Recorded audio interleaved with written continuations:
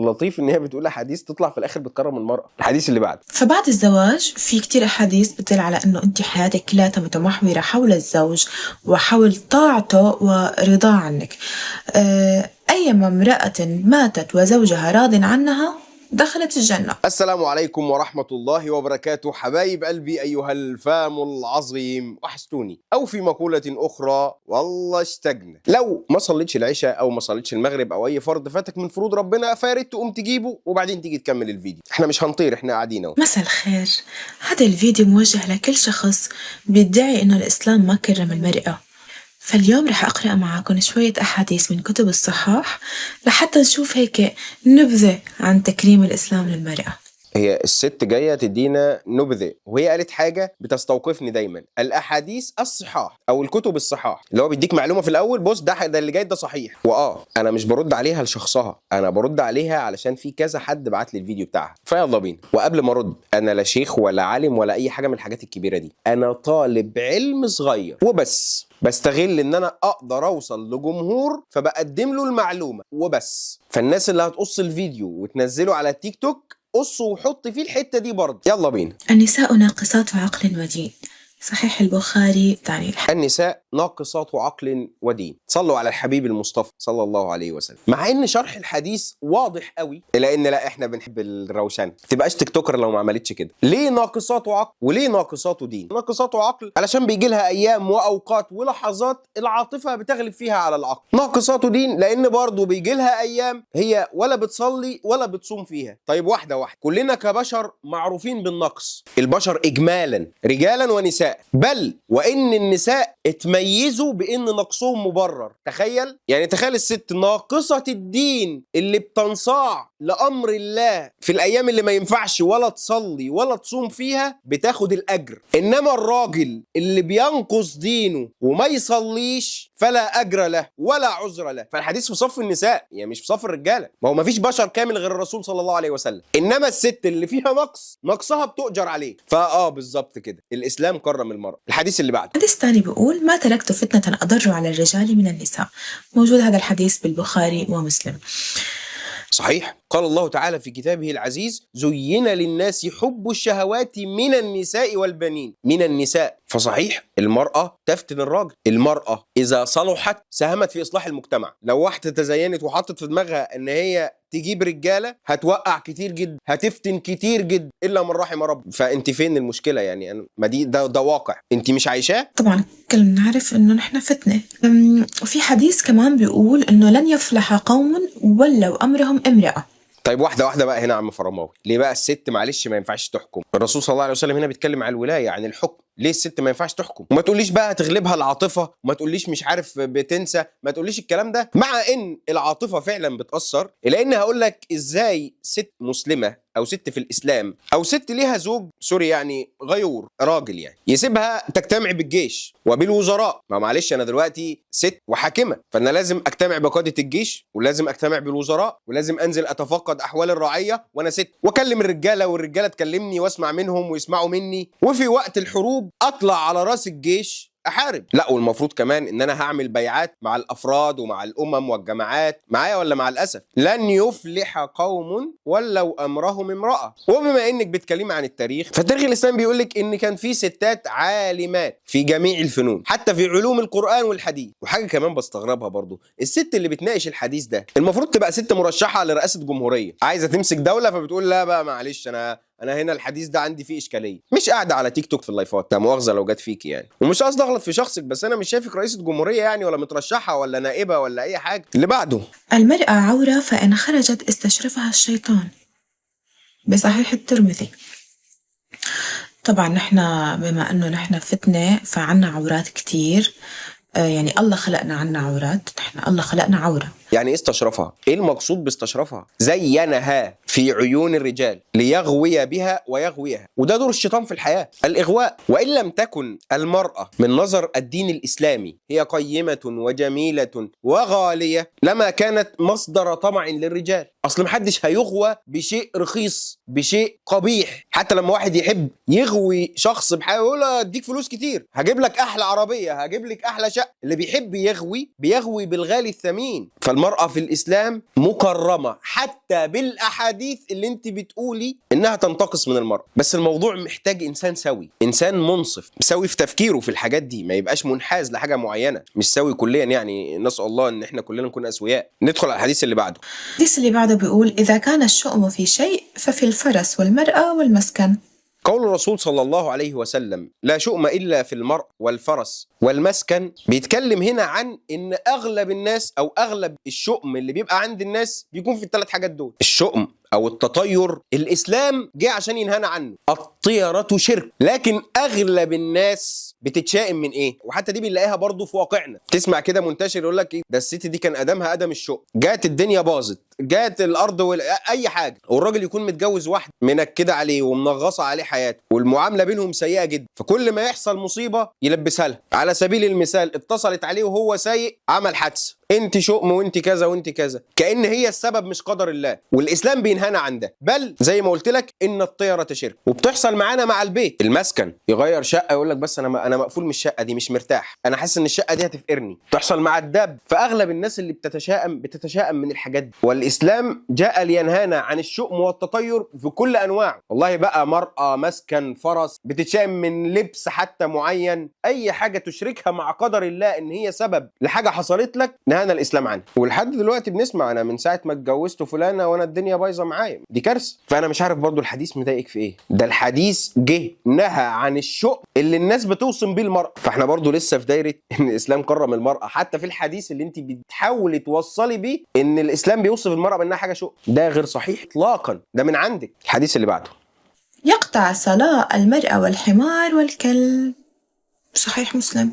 ايه مشكلتك مع الحديث؟ مشكلتك التشبيه؟ هو ما فيهوش تشبيه اصلا. جاء الحديث بحكم وقد نسخ الحكم. يعني بس انت طبعا مش شغلك نسخ الحكم او قطع الصلاه او حاجه زي كده، انت شغلك التشبيه. يعني اسال الله انك تكوني بتصلي يعني ويهمك ان لو حد مر بين يدي المصلي فهيقطع صلاته ولا لا. بس خلينا نتكلم على النقطه اللي انت جايه تتكلمي فيها، الا وهي التشبيه. هل الحديث بيشبه المراه بالحمار والكلب؟ نهائي. بيقول لك الثلاثه دول لما يعدوا بين ايدين اللي بيصلي تبطل صلاته. يعني الثلاثه دول مش مشتركين في شبه، مشتركين في تاثير معين. بمعنى انا بحب امي والقطط والمحشي، انا شبهت امي بالقطط ولا بالمحشي؟ انا ما شبهتهاش بحاجه، بس انا بحب ده وده وده. انا بخاف من الكهرباء والاسد والتعبان، مفيش وجه شبه بينهم اصلا، بس اتفاقهم في الاثر اللي بيقع عليا هو اللي خلاني اقولهم في جمله واحده. فمفيش اي شبه. نذاكر ونركز في الكلام اللي احنا بنقوله. يلا انت شاطره وهتدخلي على الحديث اللي بعده. لا يجد أحدكم لا يجد أحدكم امرأته لا يجلد، مش لا يجد. وجد العبد. لماذا؟ ثم لعله يعانقها ويجامعها في آخر اليوم. هذا موجود بصحيح البخاري وصحيح مسلم. طيب مبدئيا بس الحديث بيقول ايه؟ لا يجلد، نهي. سبحان الله. لا يجلد احدكم امرأته جلد العبد. الرسول صلى الله عليه وسلم بيقول للناس اللي بتعمل كده في زوجاتها، اللي بتضرب زوجاتها، ما تعملش ده. وفي تكملة الحديث فيما معناه ان هو بيجامعها اخر الليل. يعني انا اضربها بالنهار واطلب منها ان هي تبقى في فراشي او في حضني بالليل. الامر كله منهي عنه. ايه اللي مضايق؟ الحديث بينهى الراجل اللي بيصبح مراته بعلقه وبيتلكك لها على اي حاجه عشان يضربها، بيقول له ما تعملش ده. وان الضرب المتاح في الاسلام هو الضرب غير المبرح، هو الضرب غير المؤلم، اللي ما بيوجعش، اللي لا يسيب اثر على الجسم ولا يسبب كسر، ما بيوجعش. ففين مشكلتك؟ الاسلام بينهى عن الضرب المؤلم. الانسان بينهى الراجل اللي بيضرب مراته الصبح وعايز يجمعها بالليل. فين مشكلتك؟ مش فاهمك بصراحه. للبنت المسلمة اللي دايرة أنها تدرس بتصير شغلة كبيرة بالمجتمع، حبيبتي بقول لك شغل: تنكح المرأة لأربع: لمالها ولحسبها وجمالها ولدينها، فاظفر بذات الدين تربت يدك. هذا بصحيح البخاري وصحيح مسلم أيضا. يعني لا تعزبي حالك، أنت يا أما تأخذي لمالك أو لحسبك أو لجمالك أو لدينك. الدراسة والعلم والذكاء والأخلاق مو مذكورين. يا هلا يا هلا. طب يا جماعه بالله عليكم يعني، طب ندرس لغه عربيه. يعني الشخص اللي داخل يتكلم في امور دين ده يعرف لغه عربيه الاول. اصل اللغه العربيه مش الكلام اللي احنا بنهرتله ده، دي مش اللغه العربيه. تنكحوا فعل مضارع مبني للمجهول. يعني ايه؟ يعني الناس بتعمل كده، مش الرسول اللي امر بكده. الامر الوحيد في الحديث هو فاظفر. يبقى واحده واحده. تنكحوا، الناس بتنكح المرأة، الناس بتتجوز المرأة لأرب، لمالها ولجمالها ولنسبها ولدينها. الناس في العموم بتختار على الأسس دي. تنكحوا. الاسلام بقى بيقول لك ايه؟ شفت الامور اللي الناس عماله تبني عليها للزواج دي، فكك منها واظفر بذات الدين. ايه ده؟ يعني فكني من الحسب والنسب والجمال، ما اقدمش دول على الدين. فاظفر بذات الدين تلبت يداك. طب وليه فاظفر؟ يعني فاظفر المعنى السهل بتاعها اختر. ليه ما قالش اختر صلى الله على اله وصحبه وسلم؟ اختر سهله، اختيار سهل. انما فاظفر جايه من الصعوبه، جايه من المشقه. طب ليه المعنى اللي فيه اختيار بصعوبه ده؟ لان مش سهل تسيب الحلوه المتعريه وتقول بص انا هحجبها بعد الجواز، انا هخليها تصلي بعد الجواز. مش سهل. انا هخليها تعمل كذا بعد الجواز، فتروح على الحلوه وتسيب ذات الدين. مع ان ذوات الدين مش معناه ان هم مش حلوين اطلاقا، بس هو عجبته المتعريه دي جسمها باين، انما ذات الدين جسمها مش باين. انا هاخد دي وابقى استرها بعد الجواز. دي معاها فلوس، مش مهم دينها، المهم معاها فلوس. يا عم ما بتعرفش تقرا قران، ما بتعرفش تصلي، ما بتعرفش تعمل حاجه، مش مهم، هي معاها فلوس. دي من عيله فلان، ابوها فلان الفلاني، القيمه والقامه. هو ابوها اللي هيربي عيالك؟ يعني تربيه الاولاد وحسن الخلق والحفاظ على بيتك هيكون بابوها؟ فالدين بيقول لك ان الشائع تنكح المراه لاربع، لكن الدين بيقول لك الامر الوحيد في الحديث بيقول لك اظفر بذات الدين. خد اللي عندها دين، واللي عندها دين طبعا مش محتاج اقول لك انها ذات خلق، ده بالبديهي يعني. عشان بتقول للبنات اللي هو إيه، لا مش مهم اخلاقك ومش مهم احترامك، لا هي ذات الدين هي ذات خلق. اتمنى تكوني وانت بتسمعي كده بتسمعي يعني بعقل منصف، ومش عشان اقنعك بحاجه، ومش مجبره انك تقتنعي بشيء، بس ما ينفعش نهائيا يبقى الشخص ما بيعرفش اللغه العربيه ولا قواعدها ولا كلماتها ولا اي حاجه فيها ويدخل يحكم قبل ما يفهمها. ما ينفعش يعني سوري اقعد بين اتنين صينيين بيتكلموا مع بعض وانا لا افقه عن الصينيه شيء، ما اعرفش في الصينيه غير ني هاو، وبعد ما يخلصوا كلام اقوم واقف بس الناس دي بقى بتتكلم غلط. ايوه افهم كلامهم من الاول وبعدين قول هو غلط ولا صح. والحديث اللي انت بتتكلمي عنه ده برضو يدل على تكريم المرأة. الاسلام كرم المرأة اللي مش غنيه، كرم المرأة اللي من عائله متوسطه واللي من عائله اقل من متوسطه في مساله الحسب والنسب. الاسلام كرم المرأة في انه يقول للراجل ما تشغلش بالك بالشكل. انما شريعه الناس مش شريعه رب الناس، شريعه الناس بتقول خدها لشكلها. الاسلام جه قال لهم لا احنا كده بنظلم فئه من الستات. طب خدها لفلوس. طب واللي معاش فلوس احنا كده بنظلم فئه من الستات. طب خدها لحسبها ونسبها. الدين قال لا احنا كده بنظلم فئه كبيره من الستات. انما خد اللي عندها دين، والله عندها دين وجميله، عندها دين عندها دين وحسب ونسب، انما خد اللي عندها دين. ده المبدا بتاعك، ده الاختيار بتاعك. فالاسلام كرم المرأة لان مش كل الستات بالجمال الفائق، مش كل الستات بالمال الوفير، مش كل الستات بالنسب الرفيع. ولا ايه؟ اللطيف ان هي بتقول حديث تطلع في الاخر بتكرم المرأة. الحديث اللي بعده، فبعد الزواج في كتير أحاديث بتدل على أنه أنت حياتك كلها متمحورة حول الزوج وحول طاعته ورضاه عنك. أيما امرأة ماتت وزوجها راض عنها دخلت الجنة. الحديث لا يصح بهذا اللفظ، ومن العلماء من قال أنه منكر، والإمام الترمذي قال عنه حسن غريب، والعلامة بن صالح بن عثيمين عرض عليه الحديث مع أحاديث أخرى، يعني قال إن الأحاديث كلها يلزم النظر في صحته. آخرهم خالص الشيخ مصطفى العدوي ربنا يبارك ويديله الصحة وطولة العمر، قال لك حديث لا يصح بهذا اللفظ. وعندنا ما يؤيد كلام هؤلاء العلماء، وهو أن المرأة إذا صلت خمسها وصامت شهرها وحصنت فرجها وأطاعت زوجها دخلت الجنة من أي باب شاء. وطاعة الزوج فيما هو حلال فقط، فلا طاعة لمخلوق أيا كان المخلوق، أبوك أمك زوجك ابنك خالتك، لا طاعة لمخلوق في معصية الخالق. الحديث اللي بعده، ولحتى خبرك قديش انت المفروض تكوني عن طاعة زوجك شوفي لك الحديث: والذي نفسي بيده لو كان من قدمه إلى مفرق رأسه قرحة تنجس بالقيح والصديد ثم استقبلته تلحسه ما أدت حقه. هذا موجود بالألباني. اشرح.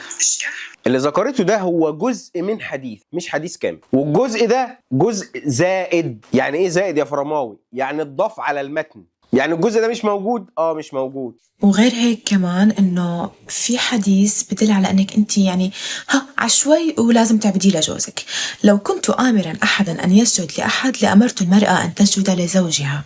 طب ما تسمع الكلام كده واحدة واحدة. لو كنت يعني ايه؟ يعني شرط معلق بالمحال. لو كنت اشتريت عربية السنة اللي فاتت كان زمان سعرها زاد السنة دي. هو شرط معلق بالمحال. لو كنت ذاكرت ما كنتش جبت المجموع ده. لو كنت. فدي اول جزئيه. تاني جزئيه ان السجود نوعان. اول نوع هو العباده، وانت قلتي ان ده السجود عباده مع ان الحديث ما ذكرش ان ده السجود عباده. ده ان اصلا كان ينفع يحصل. وفي سجود تقدير واحترام اللي هو هنا دلوقتي طالع ترند ايه، هنا ساسقط قليلا ومش عارف انحني احتراما وتقديرا والحاجات دي. فالسجود هو سجود احترام وتقدير للزوج فقط، زي ما سجد الملائكه لادم عليه السلام. هل ده كان سجود عباده؟ سجود تعظيم. فالفكره بقى اصلا ان الامر ما حصلش. لو كان ده ينفع يبقى موجود للاحترام والتقدير كان هيبقى لفلان. ده لو كنت ذاكرت لغه عربيه ما كنتيش هتعملي الفيديو ده. شرط معلق بمحال. والجزء الثاني في الحديث اللي بيحث الزوجه انها ما تمتنعش عن زوجها. انت ما كلفتيش نفسك تقري حتى شرح الحديث اللي بعده. وطبعا لحتى شوي نهددك في كم حديث كمان بدك تنتبهي منهم. علق الصوت حتى يراه أهل البيت فإنه أدب لهم. قبل ما ندخل على الحديث اللي انت هتقوليه، الحديث ده ضعيف. ومش بس ضعيف، ده هو مخالف لنهي الرسول صلى الله عليه وسلم عن ترويع المؤمنين. بس انت خدت الضعيف اللي بيخالف الصحيح، اللي بيخالف حتى قول الرسول صلى الله عليه وسلم رفقا بالقوارير، ويحك بالقوارير، اللي يخالف قول الرسول صلى الله عليه وسلم خيركم لأهله وأنا خيركم لأهلي. عشان كده بنقول يا جماعة اللي بيدخل لازم يكون منصف وعارف لغة عربية، بيفكر تفكير سوي مش تفكير منحاز لحاجة معينة. الحديث اللي بعده. وفي أيضا حديث آخر لا يسأل الرجل فيما ضرب أهله.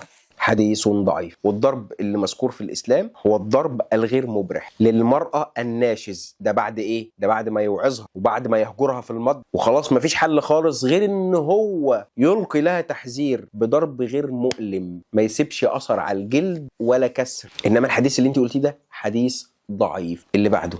وحابة أختم هذا الفيديو بآية قرآنية، بس هي رح تكون مثل هوم ورك لإلكم لحتى أتأكد إذا أنتم عم تدوروا من وراي عن المصادر أو لا.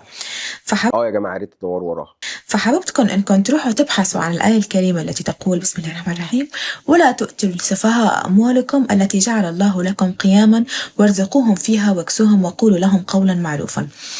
الهوم ورك تبعكم إنكم تروحوا تبحثوا شو معنى كلمة السفهاء.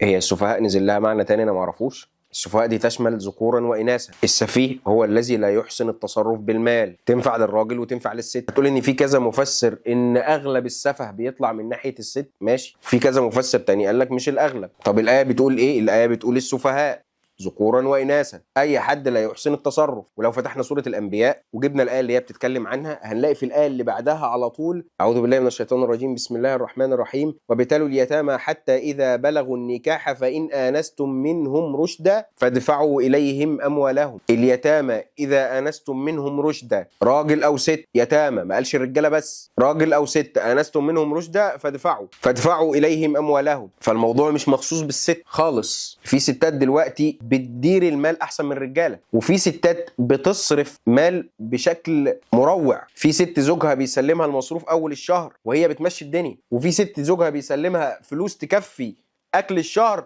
وبعد 4-5 ايام تقول له مفيش اكل. واذا مشينا بسياق الايات فالمقصود من سياق الايات انك ما تدفعش للصغيرين، العيال الصغيره، الا لما يبلغوا، الا لما يوصلوا الرشد. فانا مش فاهم مالك جبتي احاديث بتحاولي تثبتي ان هي ضد المراه وهي كانت تكرم المراه، بعدين جبتي احاديث ضعيفه، بعدين جبتي احاديث فيها جمل زايده، بعدين جبتي احاديث ضعيفه بالكليه، بعدين جبتي ايه في ليها مفسر قال تفسير بيقول ان اغلبيه النساء ممكن تصرف ببذخ مالك. عندك كتاب القرآن الكريم، عندك سنة، عندك أهل علم. ده أنت مش شخص بيسيء الظن، ده أنت شخص معادي، مش سيء الظن بس، أنت شخص معادي. نسأل الله للجميع الهداية. المرأة عايزة عدد حلقات كتير جدا عشان نتكلم عن قد إيه كرمها الإسلام. الحلقة دي على قد طولها إلى إنها يدوب مجرد يعني تصحيح مفهوم. المرأة محتاجة الكلام عنها قبل الإسلام كانت إيه وبعد الإسلام كان إيه والإسلام وصلها لإيه. الناس نسيت وقت البنات. المهم إلى هنا انتهى لقاؤنا. شوفك الفيديو اللي جاي وهيكون يوم الثلاث إن شاء الله بإذن الله.